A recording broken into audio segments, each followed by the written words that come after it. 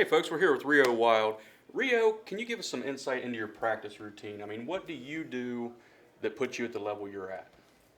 A lot of it to start off with. I mean, spend a lot of hours up at the range, but the most part, making every arrow count. I mean, I hear a lot of guys say, "Well, I shoot 300 or 400 arrows," and it's just they go up and throw arrows. It's not a matter of, taking the time, making sure your shot's right, making sure you're counting every arrow.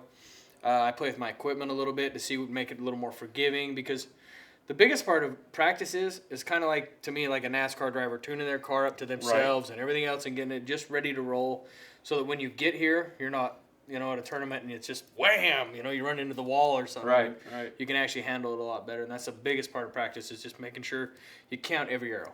Now, do you go through your shot process every time? Like even when you're practicing, do you have a routine that you go through in your head when you're shooting? My shot process is pretty much because I've done it enough. It's Right. pretty much I'm pretty repetitive, so I don't think about it a lot. Even when I'm Okay. practicing, it's just.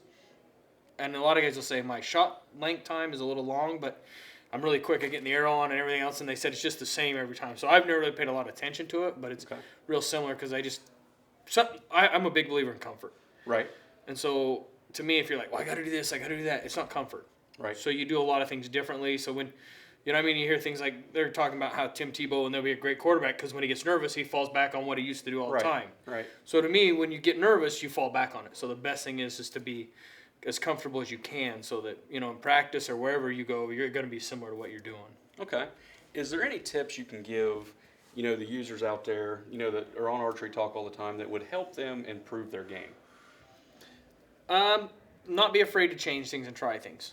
I worked with a young man about a month ago, and the biggest thing is like, man, I don't want to touch anything. I'm shooting a 299, a 300 average. I don't want to touch anything. I says, but you're not. You come to get help to go to the next level. Right. And the biggest thing to me is you have to find something that you're doing wrong that'll help you get there. And we talked about a bunch of things, and it was funny. He called me the other night and says, I finally did the change that we'd kind of talked about. He was shooting his release without a peg on it. He was shooting a hook, and he put it back on. He says, man, I felt more comfortable. He said, I shot a 29x300 and won the local tournament. He says, it was hysterical. And he said, but you couldn't get me to change at that time. And he says, finally, it kind of clicked in my head. I have to be willing to try. So don't be afraid to try anything. Okay. That would be my biggest point. Well, good deal. Rio, I appreciate your time. Yep. Good luck this weekend. All right, thanks.